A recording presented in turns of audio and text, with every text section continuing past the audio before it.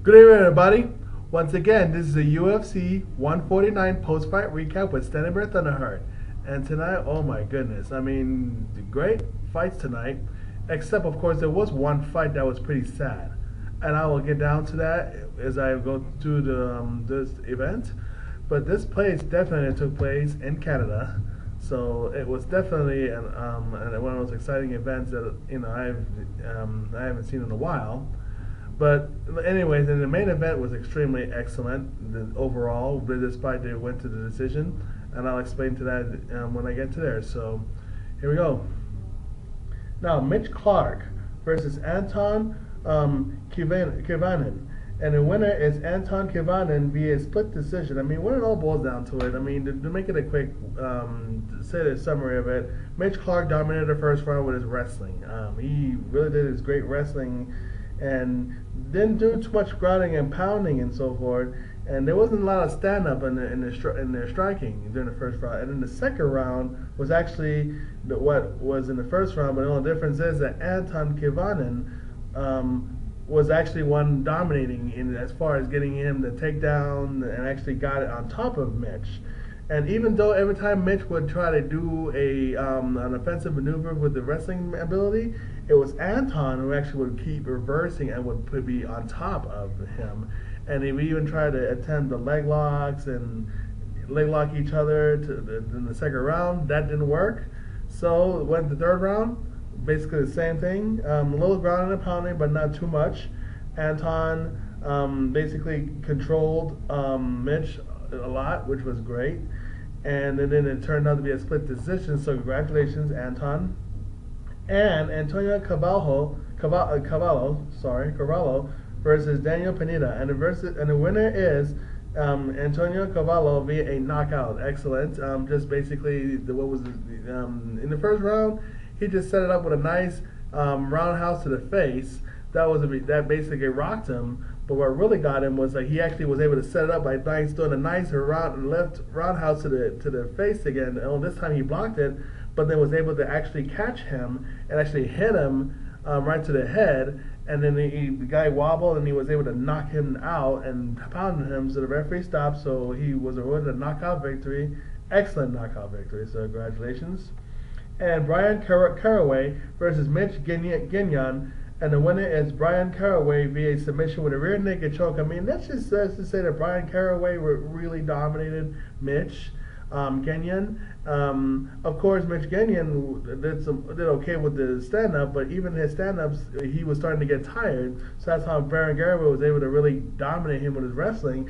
And what even made matters worse was that Caraway was able to actually lock in a body triangle. Really awesome by a triangle to a point where he was controlling Mitch, even to a point where he covered his mouth. He actually covered his mouth.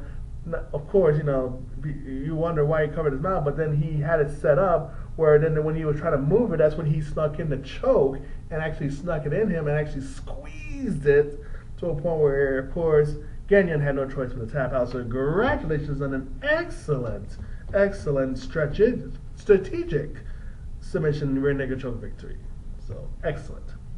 And oh my goodness, the next one right there was a record setter right there. Jimmo versus Anthony Perosh, and the winner is Jimmo in his UFC debut via a knockout 7 seconds. Oh yes, this was all that it took. This is less than a commercial, even less time than most commercials be putting on.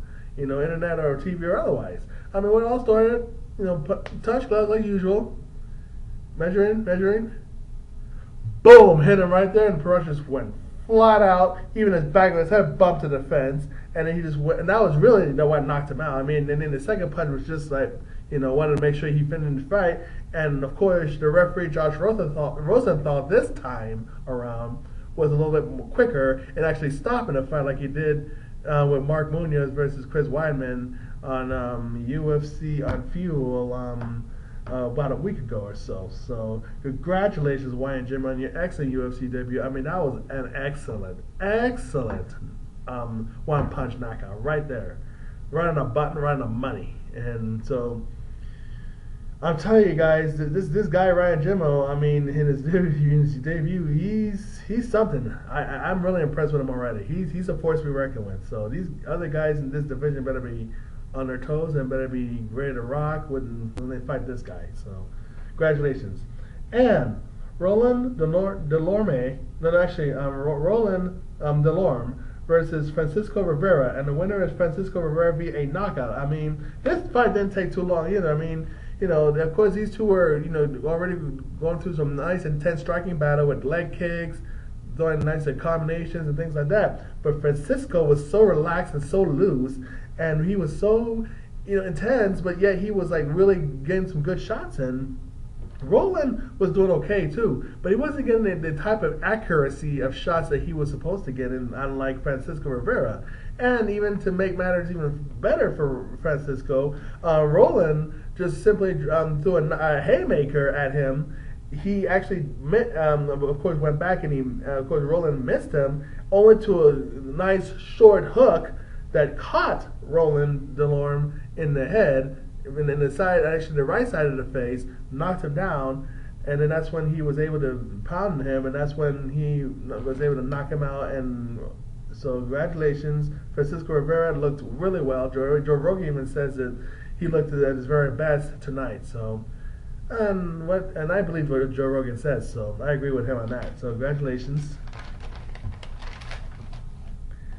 And the next bout is actually a rematch from one of their seasons Ultimate Fighter, from Court McGee versus Nick Ring. Now, even though Court McGee ended up winning the contract, Nick Ring did not because of the injury during the show.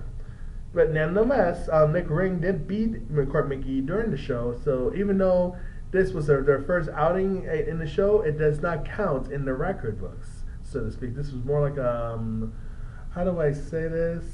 Exhibition, so to speak, of type of fight, rather than actually record on the record books. Well, this one has just been in the record books right there, and the winner of this is Nick Ring via unanimous decision. I mean, and quite frankly, it was it was definitely a seesaw battle. I mean, they were just buzzing each other up, but Nick Ring really did some damages by actually throwing some good right hand to the nose, and he was bleeding on the nose.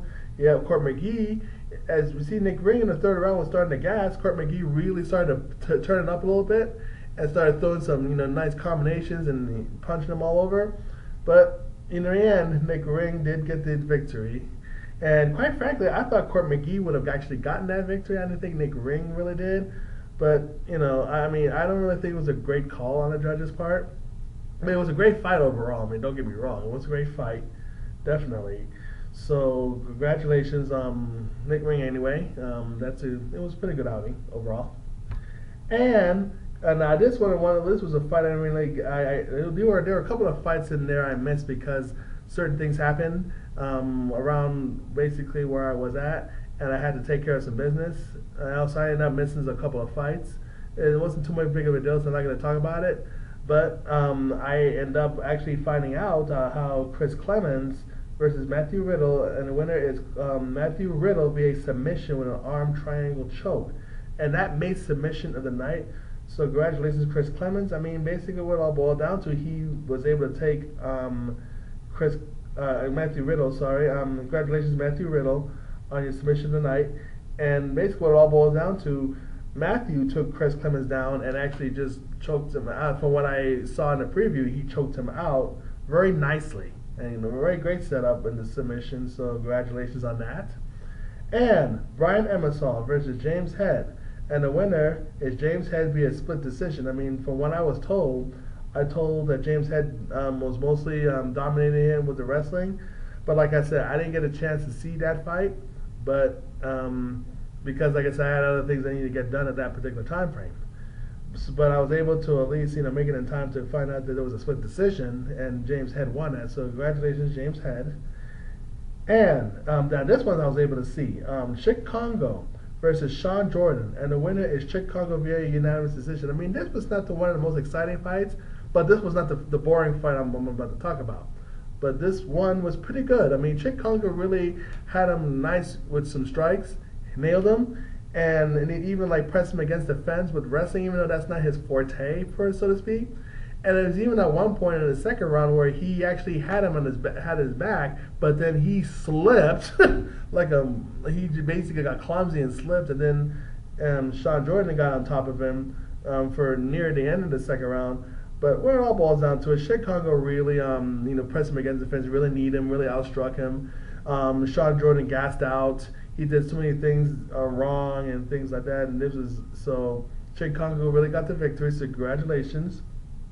And this co-main event, Hector Lombard versus Tim Boetsch, and the winner is Tim Boetsch via split decision. I mean, Hector Lombard, this was supposed to be his debut, and it was supposed to be like a very hyped up, anticipated fight, but yet Hector Lombard didn't really do too much. I mean, I don't know if he was trying to do the little Machida or whatever the case may be, but I think little Machida can actually still do things and still be able to finish fights or get away with certain things.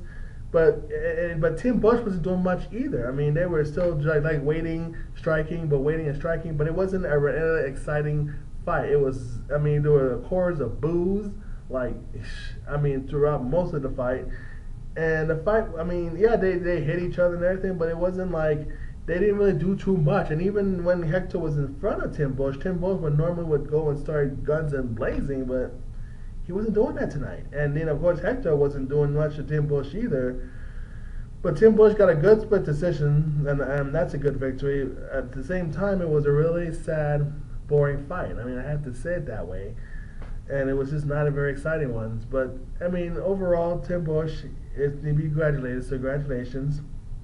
And in the main event, Urijah Faber, former WEC featherweight champion, versus Renan, the guy with a 31 fight winning streak, and a winner and new interim bantamweight champion, Renan via unanimous decision. I mean, this whole thing was a 5-round war, but mostly it was Renan who was mostly dominant, even though it may look like it was what it was in this co-main event, but it was more exciting because there was some action, it was a lot of action.